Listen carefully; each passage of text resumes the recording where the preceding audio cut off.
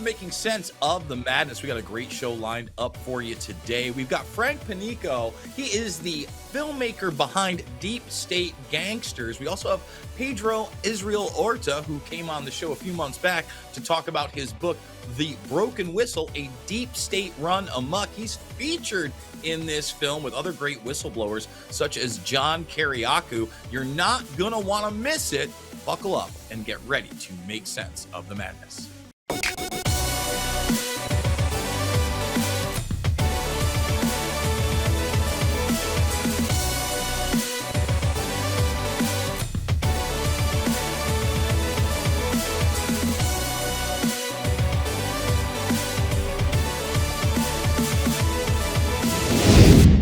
We are back. Now, Frank, you are the head of X's in the Sky Studios.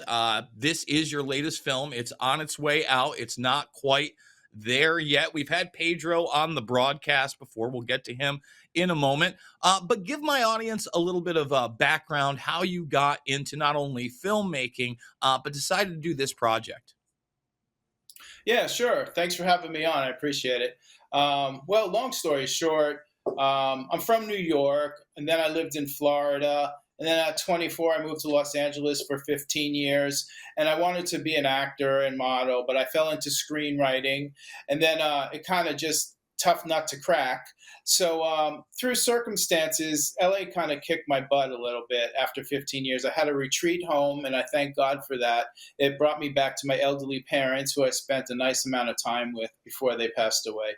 But long story short, when I got here, I'm thinking, well, why don't I just start doing my own films? Because I'm not selling my screenplays. It's my passion. I want to tell stories. I want to spread the word of God through film in a non-preachy manner. I kind of don't even say that. I just kind of let it happen because some people get turned off. So I started doing films. I got a camera. My first film was called Lambs Among Wolves. And then I just kind of progressed from there. And here I am 14 years later. And, when you look at your first piece of work, it was kind of like garbage, just like any artist, I guess you get better. But here I am probably around 14 films later, 14 years later. And I've become a documentary filmmaker, and I'm slowly getting notches in my belt. Like I have a relationship with Epoch TV and Salem Now, and some other networks streaming networks have carried my films. And, that's it. And I just want to spread the word of God through film in a non-preachy, exciting manner. And that's what I feel like I'm called to be. And you know how they say, if you like what you're doing, you'll never work a day in your life. Well, that's kind of how I feel. I really like what I'm doing. And I'm working on a new project right now to actually try and help Trump get reelected, just juxtaposing their positions, Kamala Harris, all the horrendous tragedies under her, and what she's about, and then what Trump's about. So it's going to be called Return of Your American Dream. And that's it. I love what I'm doing. And, I always, before I start a film, no one knows the mind of God, but I kind of say, hey, God, would you be happy with this message I'm going to convey? So I did one on transgender, how it's wrong. You shouldn't, mutilate your body. I'm sure God's happy with that. I did one on abortion and, try and sway people from doing that. I'm sure God's happy with that. So I'm into doing anything that I feel God would approve of. And, whether say, don't bully people or whatever it is. And this film, Deep State Gangsters, is about truth. And I think God would approve of me doing a film about speaking up for the truth, because Satan is connected with lies and deceit, and the truth is connected with God. So you have this array of people who are being shut down and retaliated against because they spoke up about unjust things that were happening. And, and then the main message of the film, there's a lot of them, but my most favorite one is at the end of the film, all these people, say how, look, it was God that pulled me through this. It was a struggle, but here I am, and things are even better now. And it's that's the message at the end. And I mean, just between me and all your viewers, I kind of try not to put the spiritual thing or the religion or the God thing right up front in case somebody gets turned off, whatever. So I kind of hold the big guns for the end. And people really seem to like this film. I'm very proud of it. Now, Pedro, you are featured in the film and you released your book earlier this year, The Broken Whistle, A Deep State Run Amok. For those unfamiliar with your story, let's get a brief synopsis. And then, why did you decide to be a part of this film? And what do you think your role in it is? Thank you, Jason. The A Deep State Run Amok, the subtitle of my book, is the main theme of this book, is where we have the just total complete weaponization of government power to silence dissent, destroy dissent. In my case, I blew the whistle internally following all the laws and procedures mandated. Accidental whistleblowing, mind you. I was just doing my job.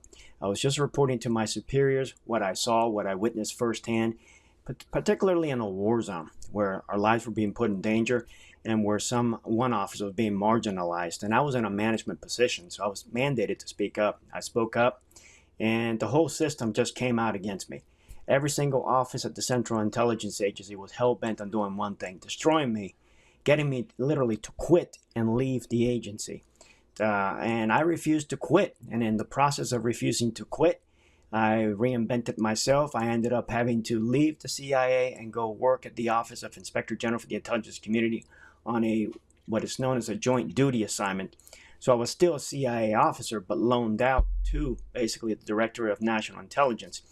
And, as my case unfolded through the years, 2015, 2017, it turns out that whistleblower protections are just basically pretty letters on paper that are unenforceable and they have no desire to enforce, as I found out as an IG inspector. And ultimately, I began to blow the whistle on the broken whistle, and that's how we come up with the broken whistle, because the whistle is broken. And my whistle blowing was as if I blew the whistle on the broken whistle through a whistle that was broken with, making no sound. It was going nowhere, despite the fact that I was going to the higher-ups in the intelligence community, Director of CIA Mike Pompeo, Director of National Intelligence Daniel Coates, and leading senators in the Senate Select Committee of Intelligence and the House Permanent Select Committee of Intelligence. Nobody came to my rescue. They basically allowed the CIA Office of Security to come in as a big bad bully, using mafia-like tactics, and they basically stripped me of my clearance and got me fired. It's such a long story that it was worth putting on paper so that the American people and people in the world can see that we do have abuses of power within the U.S. government, and it has consequences not just for employees but for citizens writ large, as we have seen with the continued weaponization of government power under the Biden-Harris administration. So, this problem is getting worse, and worse, and the sequel to the book became the film. I connected with Frank. Frank had an interest in turning the book into a documentary, and I realized that it's more than about me. So I had connections with Nate Kane, John Kiriakou, as well as to a degree J. Michael Waller, and I've been trying to get a hold of Lee Smith and Garrett O'Boyle. So I was able to connect all of us, and Frank helped out immensely to make it happen. And Frank and I basically worked together to come up with the basically how the film unfolded as far as the storyline. And the bottom line is, my favorite scene of the movie is at the very end when John Kiriakou is speaking, is saying that, sometimes things are black and white. Sometimes, it's either black, white, truth, lie, good, evil, and God is watching, people are watching. We're called to be a light in this dark society. We're called to do what is right. And sometimes there's a cost to doing what is right. But ultimately, the closing scene, the Holocaust Memorial in Boston. I was there, and some of the scenes were shot there. And it's that poem by a theologian who basically witnessed the rise of Hitler, the abuses of power by Nazism, and the Holocaust. And he came up with a poem that said, "Who will speak for you when they come looking for you?" And the bottom line is, who will speak up for you when they come looking for you is going to be determined by who you spoke up for. If we do not rise up and speak up, to be light in this world, darkness will overtake us. And that's how this project basically culminated. And, that poem talks about the fact that he did nothing, right? As one group after another group was persecuted. And finally, when they came for him, there was no one left to speak up for him. We're going to take a quick break. We're going to come back. I want to talk about Kyriakou, Waller, all of these other people, because I've been doing this almost 20 years, and never in my life have I seen so many former intelligence officers so displeased with what's going on. I've got no shortage of interviews with people like that who have books, who are part of film projects. This one is Deep State Gangsters. You can check out everything Frank Panico over at xsintheskyfilms.com. We'll be back after this.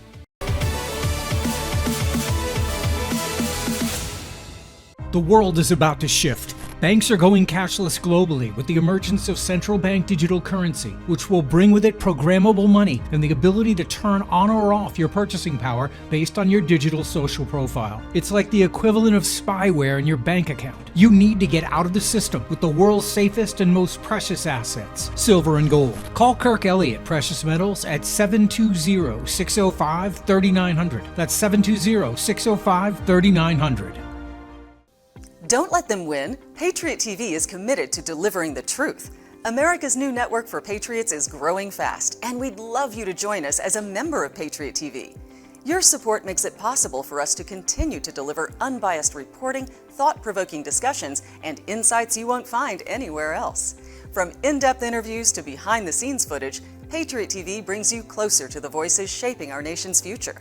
Whether it's political developments, cultural shifts, or global affairs, Patriot TV keeps you informed and empowered. As a member of Patriot TV, you'll get perks like personal invitations to exclusive Patriot TV events, where you can gather and network with like-minded Americans. We'll also host online events throughout the year with General Flynn, who's committed to host live Q&A webinars where callers like you can ask him questions and get real answers.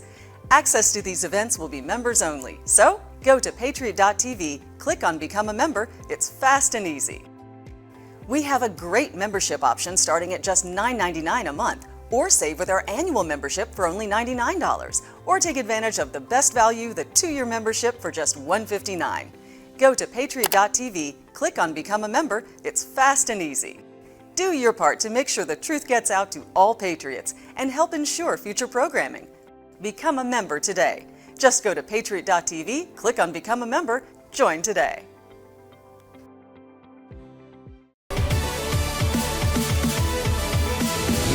You know what your problem is? I'm angry that I have to be here to testify about the weaponization of the FBI and DOJ. Your problem is you think this is about justice, and it's not about justice. It's about mitigating damage. There was a deep rot within the FBI. They said that the FBI suspended me in order to financially devastate us and leave us stranded in a new city without any support. What ultimately kind of was the final straw for me was I got poisoned twice. The Justice Department and the FBI, they don't get promoted by not charging you. They don't get promoted by not ruining your life. Look, everyone, we're getting more January 6th subjects. At this point, if the worst of the worst haven't been arrested, like, what are you doing? With FBI agents being taken off child sex trafficking cases to SWAT people's houses. I think we all know, James Tony, that you're a great storyteller because you made up the entire story about Crossfire Hurricane. As far as the allegations of CIA hacking into Senate computers, nothing could be further from the truth. We wouldn't do that. They were hell-bent on destroying me. It didn't take very long, maybe 4 months, before the FBI ended up raiding my home and began a couple of years worth of retaliatory harassment. Several FBI whistleblowers, they call themselves the Suspendables. It was as if my name was toxic waste. A lot of them are having trouble making ends meet and taking care of their families. And that's one reason, of course, why the FBI and Department of Justice are punishing them. To set an example, I would have to fight communist-like totalitarian tactics, particularly working for the Central Intelligence Agency, where I'm supposed to defend and protect the Constitution of the United States. Instead, I was supposed to defend and protect the bureaucracy first and foremost. If any of you are thinking of blowing the whistles, look at these boys. They can't feed their families anymore, so think twice and you better fall in line.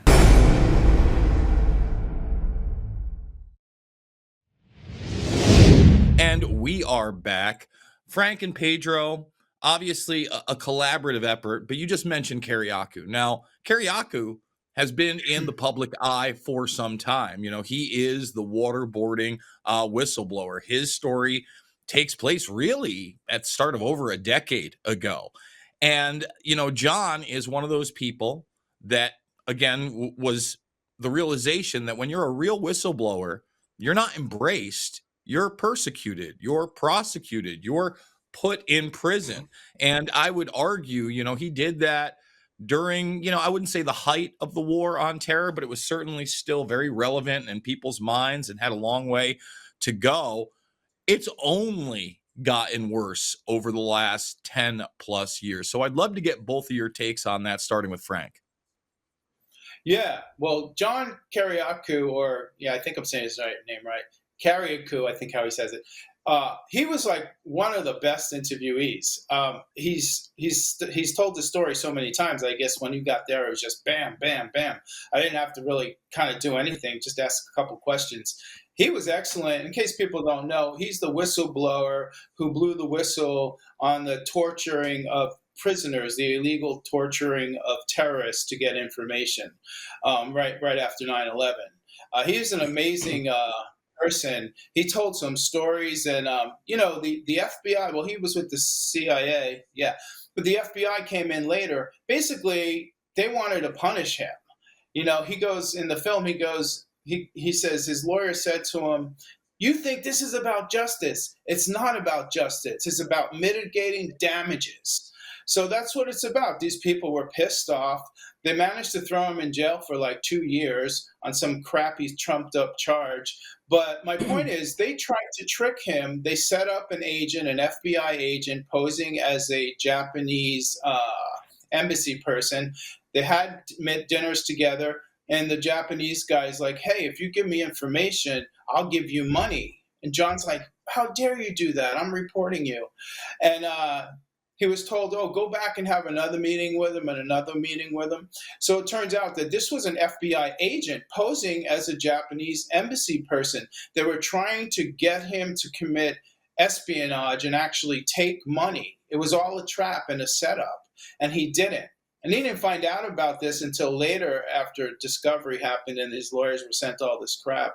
But it's amazing that, you know, it's supposed to be a just system, and here they are baiting someone to try and get him to commit a crime where they can send him away for 30 years instead of 2, which was still unjust. And he tells about his time in prison and how God pulled him through all those events. So, yeah, he was amazing. And of course, another really great story is from Garrett O'Boyle.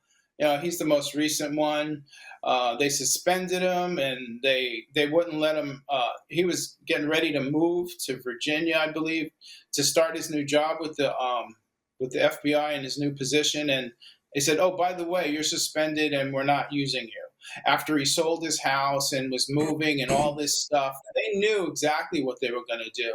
They did it to harm him and to hurt him, to set an example. It says, "Look, if you're thinking of blowing the whistle, you have to feed your family, right? You don't want to lose your job, right?" Like, they use that to threaten people, to be assigned to others. Like, "Look, you don't speak out about things at the FBI or we're going to get you." And, you know, I'm sure there are some good people in the FBI, a lot of them. But the upper echelon is just crap. I mean, I personally think it needs to be just tore down and redone. They talked about moving its headquarters somewhere else. I think they should. You know, law enforcement is awesome, and I love them, but certain fractions of the FBI and the CIA have absolutely gone rogue, and they're almost like, "Yeah, we're doing it. What are you going to do about it?" You know, it's almost like the almost. Yeah, it's not they almost. Are. They are doing that. Like, let's be honest. Yeah, I watched Jeffrey Sachs on Tucker Carlson this week, and he just made the commentary that people like Kirby get up there and just smile at you and smirk while they lie to you. He was using the assassination attempt of Trump recently as the example, but he went down the line from COVID to Nord Stream to you name it, where they seem to have utter contempt for the general populace. And I would say that they treat the general populace like children. That's too kind. It's like children they don't even want in like a foster home, that you might get a backhand if you look the wrong way. That's literally how they treat us. Now, you mentioned the fact, and I don't know that the FBI, the CIA, the NSA can be reformed. And that is why one of the things that I liked about the Vivek Ramaswamy campaign was day one, we're going to fire half the people based on their social security numbers. Then we're going to look at these agencies and we're going to see what we're keeping and we're not. And if they have to go, they have to go.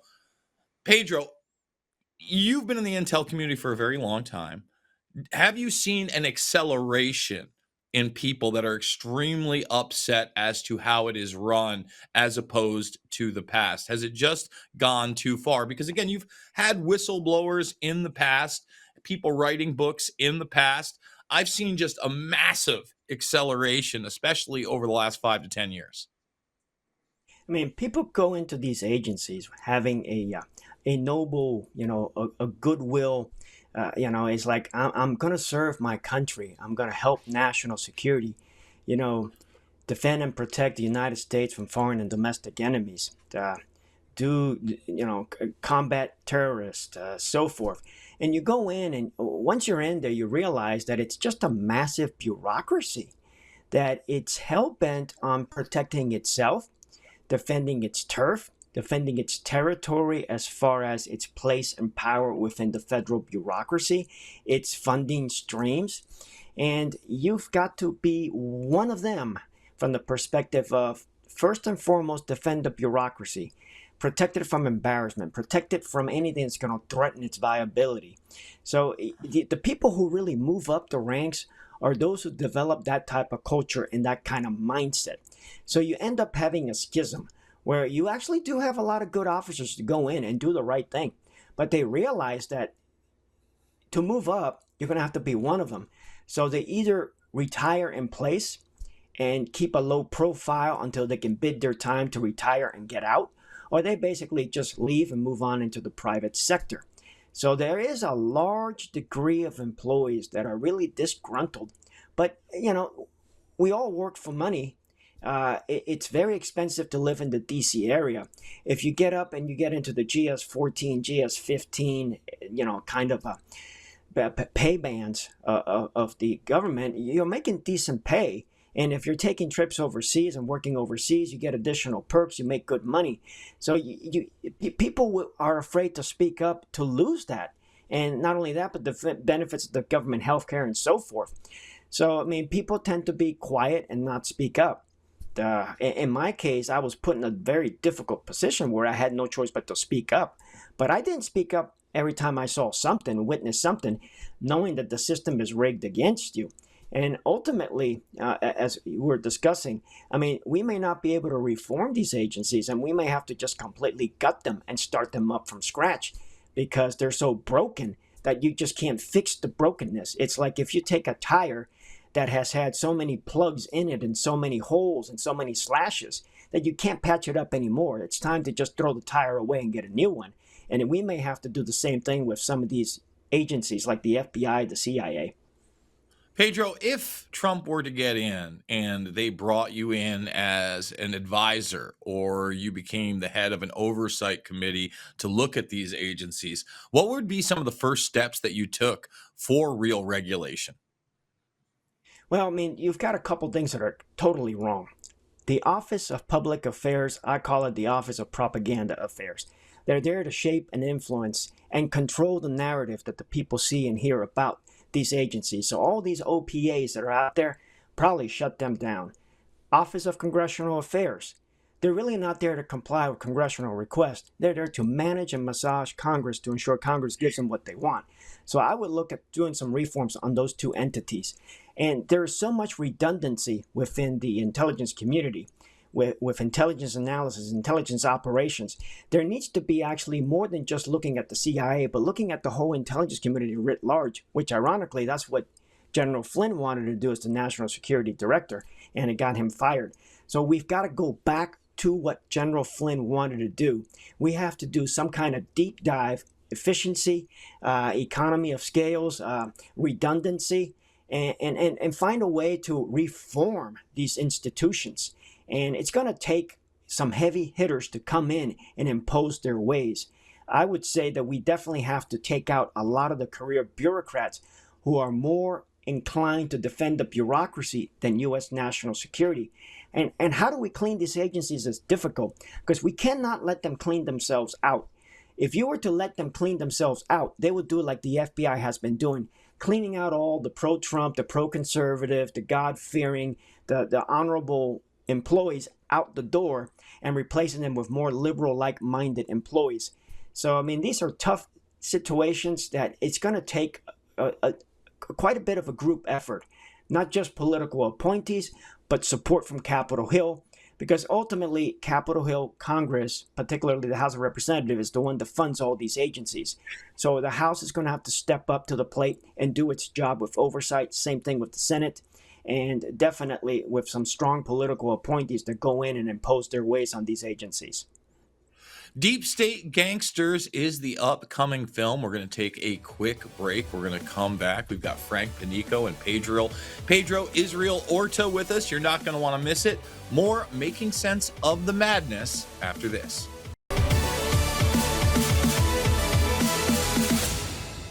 Throughout history, the spirit of patriotism has prevailed. The battles may have changed, but the values remain the same. Today, in 2024, we find ourselves at a pivotal moment where the call for unity, freedom, and a better future echoes louder than ever. For more than 10 years, Patriot Mobile has been committed to supporting the values that make our nation great. With affordable plans and reliable nationwide coverage, Patriot Mobile is not just a wireless service. It's a call to action for those who believe in the American dream. Because this year is not just any year, it's the most important year since our nation's founding. Choose a wireless carrier that shares your values. Choose Patriot Mobile.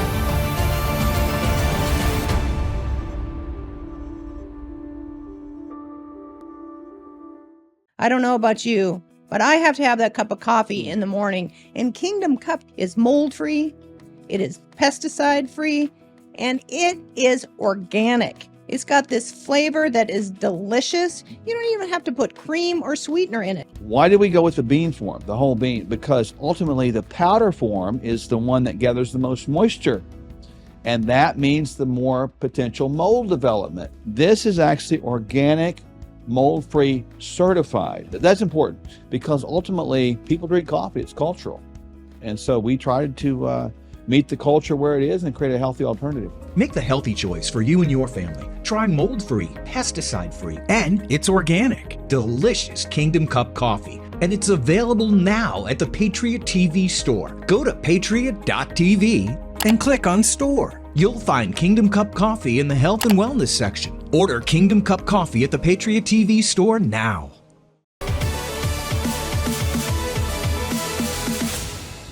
The worst crime you can commit as an FBI agent is to embarrass the FBI. I ended up going out of the FBI carrying 458 pages of classified documents on a thumb drive.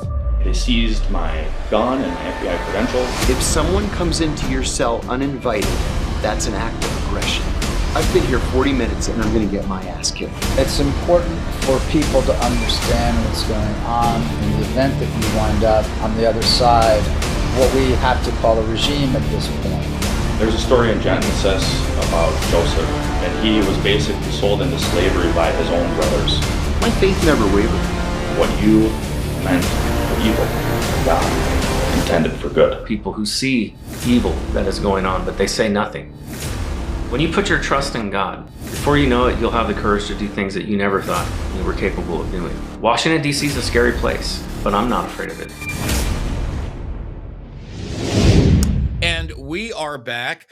Gentlemen, one of the things that Trump has talked about, I would say a little bit more this time around, really wish that he had brought it up in the debates, did not expect the moderators to ask about it, but is this mass declassification of these events of historical significance, whether it be the JFK assassination, RFK, MLK, all the way up until 9/11. Now, if I actually believed he was going to do that, especially in regards to 9/11, I'd probably be knocking on doors right now, being, you need to vote for this guy. He was not able to do JFK. I really expect we will at least get that somewhere in the beginning of his presidency.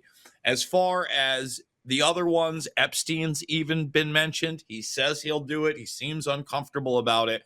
But for me, if we really want to face what elements of this country and the intelligence community have been involved with these past decades, we need to show the American people, because we haven't had criminal prosecutions.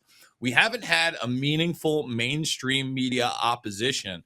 And if we at least have the raw documents, we have a chance through people like myself and others to win in the court of public opinion. So what are your thoughts on that, Frank? And then we'll go to you, Pedro. Yeah, I absolutely would like him to release these things. You know, the more transparency, the more truth, the better. I interviewed Kayla Montgomery. She's the one the black woman, the young, pretty black woman that went on stage with Trump. And she spoke in this interview for our next film. And what it is they don't want Trump in office, because then they could be exposed for all the wrongdoing they're doing. They can be exposed and come after, whether they're lying, cheating, or stealing, because he's the type that would find out and expose you and fire you.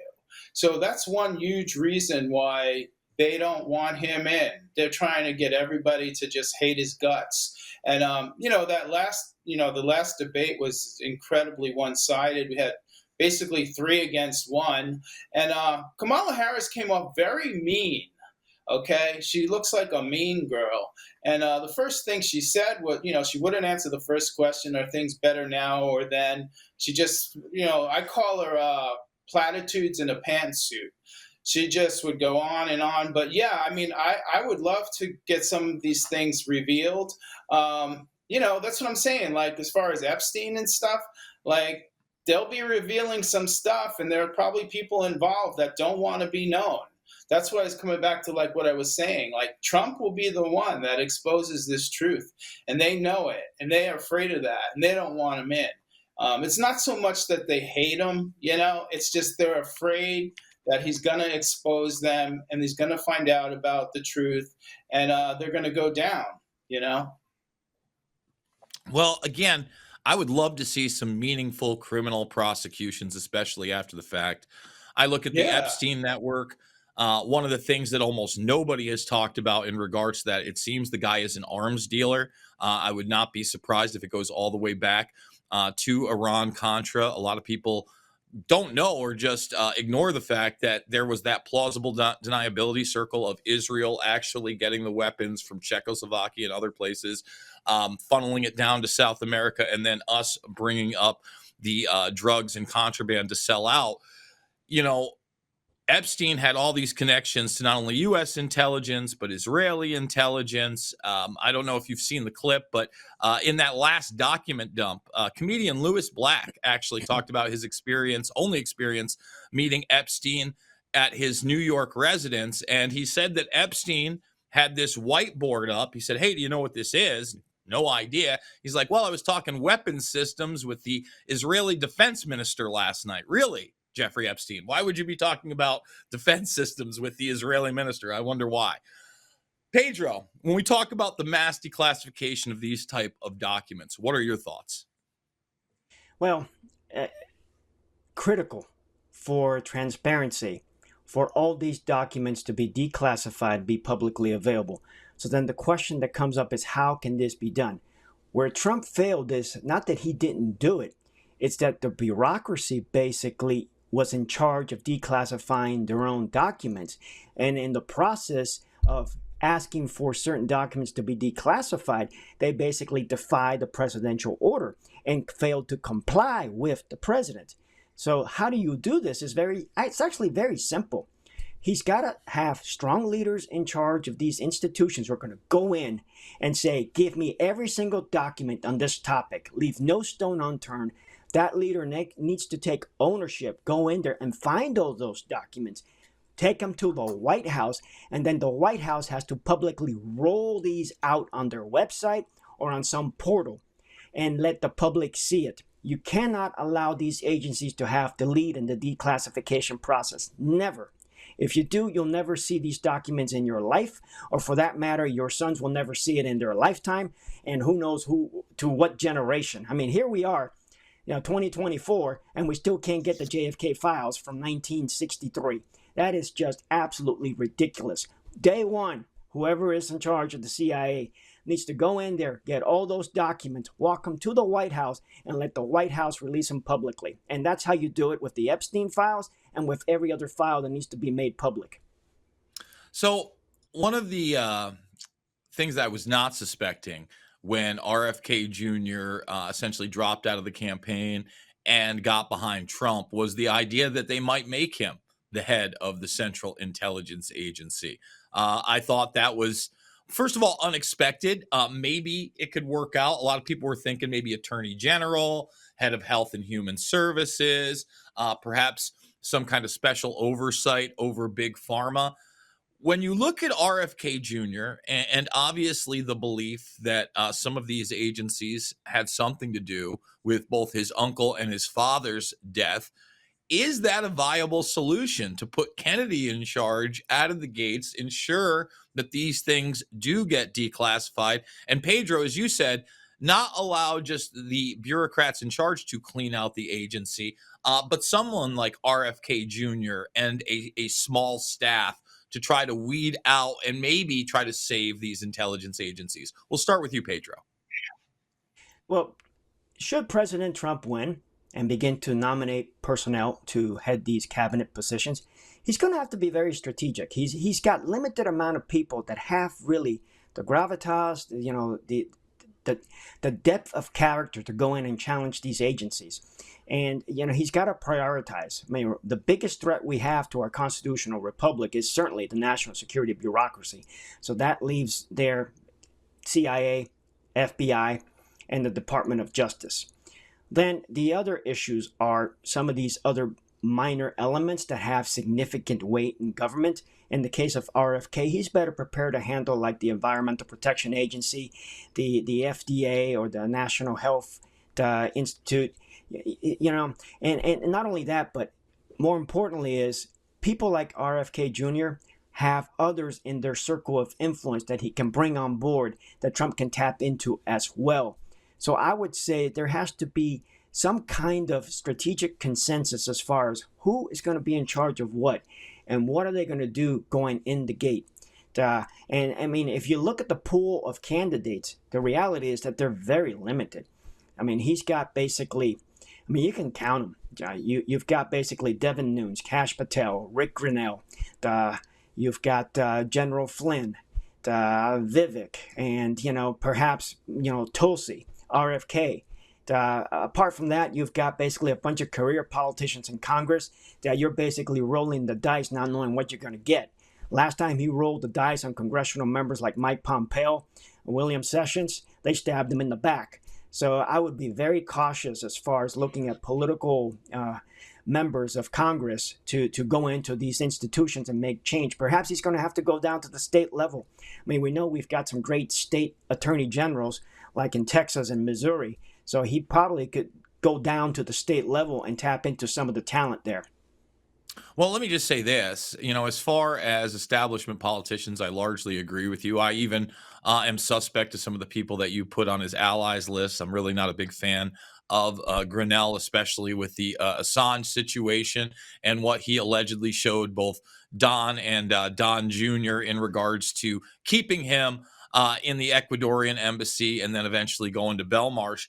But there are a handful out there, maybe on the national level. I would argue Rand Paul, Mike Lee, maybe Clay Higgins. Maybe you give Louis Gohmert a call. Louis was one of the only ones speaking truth about the Eric Chiaramella situation that got everybody censored on YouTube. A lot of people forget there was censorship on YouTube and social media long before the COVID 1984 nightmare. In that regards, one of the things that I did hopefully want to see, and we're never going to see it, was maybe a debate between RFK Jr. and Trump because of some of the different issues, especially with COVID and the shots and things like Operation Warp Speed. Now, I would argue that obviously RFK coming on board is kind of a nod to the fact that maybe he got that one wrong.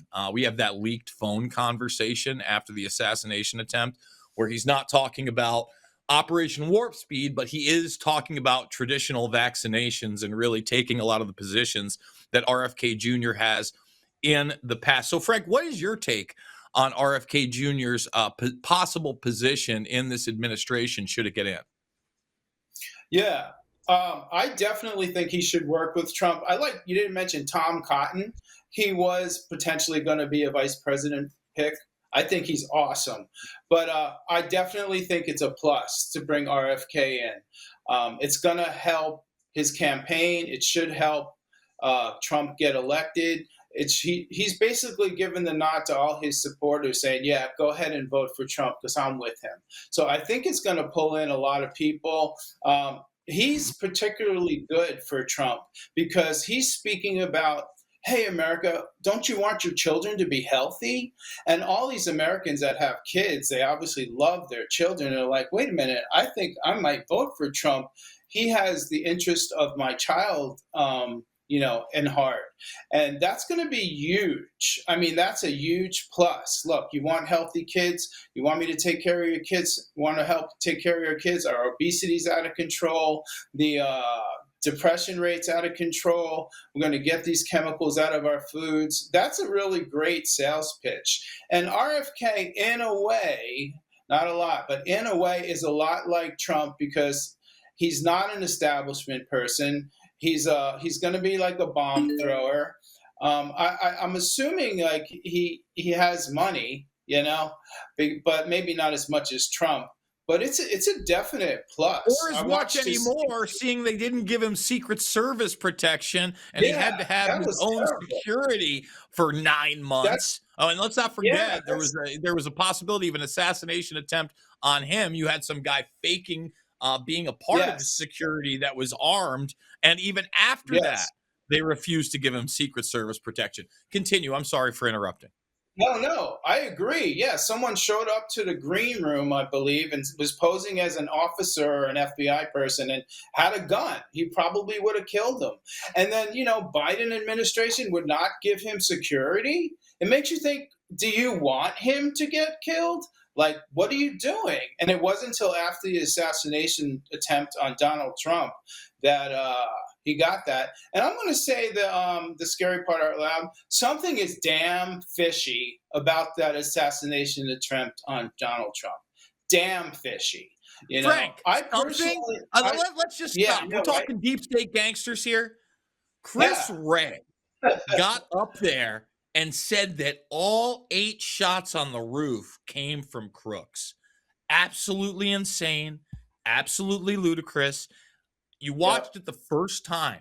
It was very clear. First 3 or 4 shots are from one gun. The other shots are probably a volley at Crooks himself. Congress came out with their report investigation last week. No one's talking about it. Now they are confirming that, yes, local police engaged Crooks first, shot him, incapacitated him. He didn't have the gun in his hand, yet 5 to 10 seconds later, snipers that didn't do their job blew his head through his skull when he didn't have a gun in his hand. Yeah, there's some questions. Yeah. I could go on with about 25 other questions. Go ahead, Frank. Well, another huge one is like the Secret Service were supposed to meet with these police officers beforehand to discuss things. Never did it. Blew it off. We're now finding out that the police actually had radios that they wanted to give to the Secret Service so they can be in communication. Blew them off. Never happened. Frank, let me stop you again. Frank, listen, I got to stop you again. You look at the police cam footage, the body cam footage. They all thought they were on the same lines. Every single one of them thought they were on the same communications. Again, let's go back to the timeline. Right. You've got the initial officer climbing up the ladder to engage this kid, allegedly, and then the shots start from there. You're telling me that he didn't say to all the other officers and everybody else, hey, I'm going to go up there and engage this guy with the gun? Of course they did. The Secret Service is telling us they have no audio communications from that day.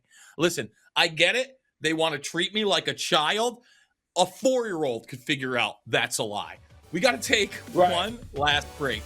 When we come back, I want to talk about the release of Deep State Gangsters. It's going to be out in a couple weeks. I want to wrap it up with really anything these guys would like to say, but the assassination attempt should still be fresh in the public's mind. They're doing everything they can to erase that from history for some reason. Final segment of Making Sense of the Madness after this.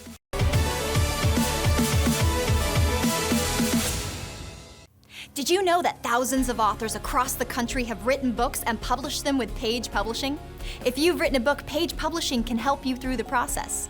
We cut through the confusion of the publishing world to make it easy for you. If we decide to publish your book, your work ends and ours begins. From copy editing and proofing to typesetting and book cover art, we get you printed, distributed, and sold on Amazon, Apple iTunes, and in bookstores across the country. We'll even help you promote your book. That's right, we do all this for you. Biography, self-help, mystery, novels, sci-fi, even a children's book. No matter what genre, Page Publishing can bring your book to life. Call today for your free author submission kit and find out how you can be the next published author at Page Publishing. Call for your free author submission kit at 855-993-2114. That's 855-993-2114. Attention patriotic businesses. Do you want to see your sales skyrocket by selling your products or services to like-minded patriots? Well, if you're an advertiser who embodies the timeless principles of freedom, liberty, and patriotism, look no further than Patriot TV. Our viewers are responsive, economically active patriots who are committed to supporting businesses like yours that align with their values. For more information on advertising on America's new network of proud American businesses, email us at advertise@patriot.tv. And we are back. We're with Pedro Israel Orta. And Frank, I cut you off. I know I'm very bad at that. Frank Panico, you can check him out, xsintheskyfilms.com. But when we're talking about this assassination attempt, I mean, it's red flag after. And by the way, this guy's a kid. He's a 20-year-old kid. That's the other thing people aren't talking about. Lived with his parents. All right. Clearly a failure to launch kind of guy. Both parents are behavioral psychologists. His job is at a medical facility where they're treating the elderly and the handicapped. So he's surrounded by drugs, obviously drugged up. This kid, again, from the reports that you can find, allegedly said he was going to shoot up his school at 15. And there was a big commotion about that. They cremated his body right after the fact. Like no toxic logic. I mean, it keeps rolling, brother. And not only that, you've got the president's wife finally putting out like just a 20-second little thing where she's like, hey, by the way, my husband almost had his head blown off. You think we can investigate this? And no, it's not anywhere in the news. This is the post-truth world that we're currently living in. Go ahead, Frank. I'm going to shut up. No, I just think it's great that Melania came out. They're like, look, they're trying to kill my husband, you know? And when I was talking about like the radios that the police had that wanted to give to the FBI, I mean, to the, I know, right? It should be the Secret Service. They basically turned it down so they could lie and say, oh, we didn't have communication, which they knew exactly what was going on, you know? And the toxicology, like the body was cremated like that. And you know what? The coroner has to sign off before that body is released and cremated to get rid of all the evidence. That never happened. I guess they just waltzed in and said, we're taking the body, and they cremated it. It's fishy as hell. You know, Iran wanted him dead. All these countries wanted Trump dead. I personally think the scenario was like, they just turned his head and said, okay, go, hurry up, get on the roof. And then, like, the dude wasn't expecting to get killed, but after it happened, they killed him, so he can't speak about what had happened. Let me just say this. We've gotten maybe a dozen videos, not just of the assassination attempt, but that area in that day. We should have hundreds. Everybody's got a magic box. There was security cameras around the way. We've seen none of those. You know, I remember one of the dumbass conspiracy theories that were coming out right after the fact was there was that woman who had the little folded thing. They're like, what's she doing? I'm like, she's taping the incident.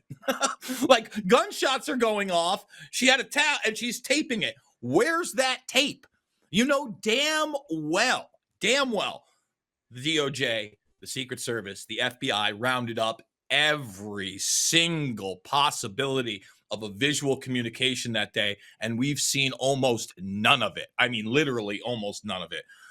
Pedro, we've got about 6.5 minutes. Before we get into the launch of the film in the next couple weeks, I do want to get your take on the assassination attempt and what we know so far. I mean, you covered it. So many inconsistencies, so many questions, and we have zero confidence and trust in our institutions to give us the truth. And we got to get to the bottom of the truth.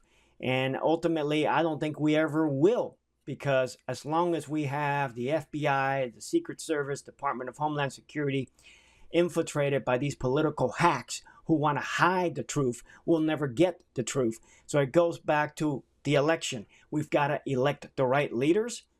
President Trump, in this case, is the right leader, and we have to ensure that President Trump has the backing and support of, his political appointees who will not backstab him, and the congressional support to enact his agenda. If not, we will never get to the bottom of the truth, whatever happened here in this assassination attempt.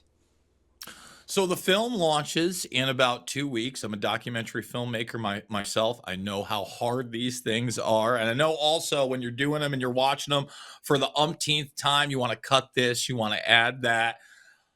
This is going to be out in 2 weeks. First of all, how are people going to see it? Where do you plan on launching it? Obviously, deepstategangsters.com. I would imagine there'll be links at xsintheskyfilms.com as well. But once it's out there, what's the next project as well, Frank? Oh, well, I believe, I could double check with Pedro, but I believe by the end of September, it will be carried on Salem Now. They already have our trailer as in coming soon, so people should be able to see it on Salem Now.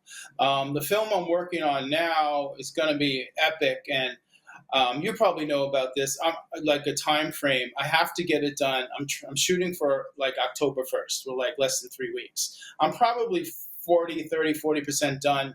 And I interview people like I told you, Mahalia Montgomery, Charlie Spearings, the one who wrote the book on Kamala Harris, the Amateur Hour.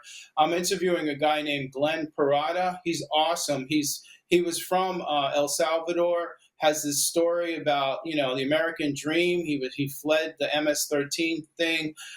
It's going to be an awesome film, and it's going to be meant to help Trump get reelected. I heard at the Cannes Film Festival there's some piece of garbage that is trashing Trump, and it's their goal to use that film to hurt Trump from being elected. And they're actually trying to do a Kickstarter and get more money to try and get it in more theaters. So they're working through film to try and take Trump down. I'm actually going to be working through film to try and get Trump in office, because we have to save our nation. And we understand the mean tweets. I'll take the mean tweets, okay? I'd rather have a secure border. I'd rather have inflation dropping. I'd rather have a lot of other things. Like 4 years ago, things were a hell of a lot better. So my goal is through the film, working with a couple other people to get it in the key swing states. We want to get it. We're going to blast it out in Georgia, Michigan, Wisconsin, Arizona, Pennsylvania, and really try and nail it. And I think we're going to let the film be seen for free before November 5th, and then kind of take it from there and charge a small price to try and recoup some money. But yeah, that's it, So we'll keep you posted on that. That one's going to be called... I like how you're focusing in on the swing states and then eventually going to be giving it away for free and trying to possibly make it go at least semi-viral before the election. Continue. Right. No, maybe you can help me do that. And, I will do my best, but I got to tell you, you look at my shadow ban numbers on both Writing that Twitter and down. then my YouTube channel. Forget about it. It's tough I out hear there in them there hills. I hear ya. Me We too. got a couple Yeah. minutes left in the broadcast. I want to give each of you a minute to finish up with what you think is important. So, Pedro, what would you like to leave the audience with? Well, I'm working on trying to maximize distribution for Deep State Gangsters. We have a commitment from Salem to carry the film, but they're not the only ones who can carry this film. So I'm working with a firm, an attorney firm as well, to try to find that maximum distribution, trying to get it into like Amazon Prime Video, Apple TV, other significant streamers like Fandango, possibly a Roku, so forth. So we want to get the maximum distribution out there so people have the ability to see it.